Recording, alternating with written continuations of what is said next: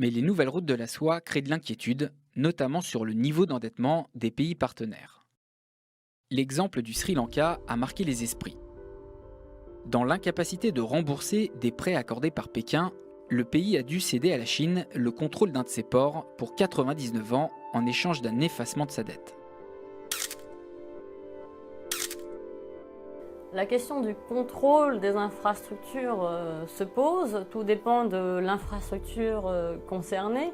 Tout dépend aussi du degré de participation des entreprises chinoises ou des banques chinoises dans le projet. Donc en effet, le cas du Sri Lanka est extrême dans le sens où là, c'est une concession accordée à l'entreprise chinoise suite à un cas d'endettement. Ensuite, beaucoup de questions avaient émergé concernant par exemple l'aéroport de Toulouse-Blagnac, mais de fait, la Chine n'était pas majoritaire dans ce projet et elle se retire actuellement du projet. Donc il ne faut pas, je pense, généraliser sur le contrôle des infrastructures.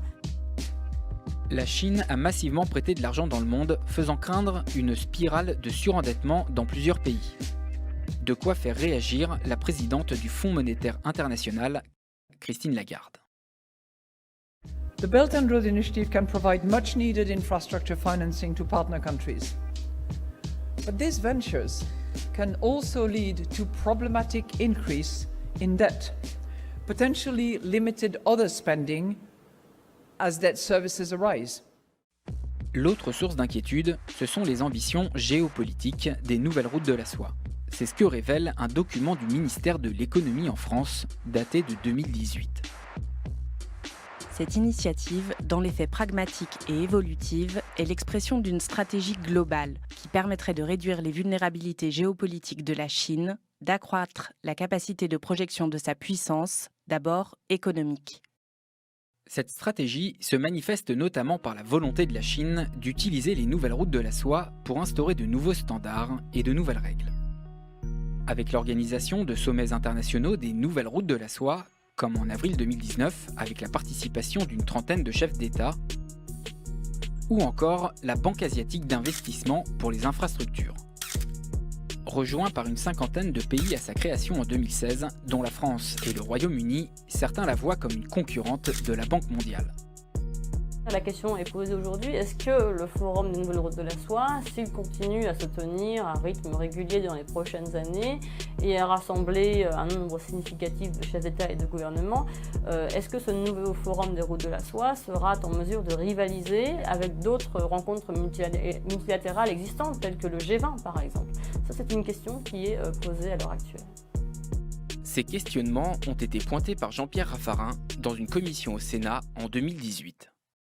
Dans la politique française, et notamment, je dirais, à la direction du Trésor et à Bercy, on a le sentiment qu'il faut être extrêmement vigilant parce qu'il y a un risque fort d'une mondialisation à la chinoise avec un projet de cette nature et notamment d'avoir des risques où les règles qui seraient imposées dans ces différents projets soient des règles chinoises qui viendraient remplacer les règles précédentes qui étaient des règles notamment de l'OMC ou de toute forme de partenariat et de traités qui sont des traités qui aujourd'hui fixent les règles. Puis il y a la seconde réticence qui est de voir que sur un plan géopolitique, la Chine peut avoir des actions qui peuvent contribuer, par exemple en Europe, à une sorte de division de l'Union européenne. Face à ces inquiétudes, le Parlement européen a réagi en donnant son feu vert à un mécanisme de surveillance des investissements étrangers en Europe dans les secteurs sensibles. D'ailleurs, le mot d'ordre des Européens, c'est d'exiger de la réciprocité. Si ce sont des routes, elles ne peuvent être univoques. Elles ne peuvent être des routes d'une nouvelle hégémonie qui viendront en quelque sorte mettre en état de vassalité les pays qu'elles traversent. Deutschland will sich da auch einbringen, der One Belt, One Road Initiative, also der Seidenstraße. Ich glaube, es ist ein sehr wichtiges Projekt. Und bei diesem Projekt wollen wir als Europäer auch eine aktive Rolle spielen und uns einbringen. Und das muss dann zu einer gewissen Reziprozität. Ça, c'est pour l'économie. Mais certains s'interrogent aussi sur le rôle que pourraient jouer à l'avenir les nouvelles routes de la soie, cette fois-ci sur le plan militaire. Il y a la question à terme de l'utilisation duale, qu'on appelle duale, c'est-à-dire potentiellement civile mais aussi militaire, d'infrastructures jusqu'à présent civiles. Ce questionnement émerge alors que la Chine a ouvert sa première base militaire à l'étranger, la base de Djibouti, il y a près de 2 ans, et des questionnements émergent sur l'ouverture potentielle d'autres bases militaires ailleurs, mais elle ne le fait pas aujourd'hui dans le cas des nouvelles routes de la soie. Jusqu'à présent, la Chine a investi dans des ports pour des services civils, d'acheminement de marchandises, des services logistiques, etc. En théorie, il n'y a pas d'ambition militaire de la part de la Chine dans ce cadre de BRI. En revanche, il y a une base militaire, base navale qui a vu le jour à Djibouti. On pense qu'il s'agit quand même d'un positionnement chinois vis-à-vis du transport maritime, vis-à-vis des bateaux qui circulent vers le canal de Suez et c'est un lieu stratégique. Des puissances voisines de la Chine s'organisent pour contrecarrer la toute-puissance de Pékin, comme l'Inde et le Japon qui ont lancé un projet alternatif pour faire barrage aux nouvelles routes de la soie, mais aussi les États-Unis. Les États-Unis ne sont évidemment pas favorables au Belt and Road Initiative parce qu'ils considèrent que c'est une stratégie géopolitique de la Chine de conquête, d'implantation à travers cette diplomatie des infrastructures, on peut dire.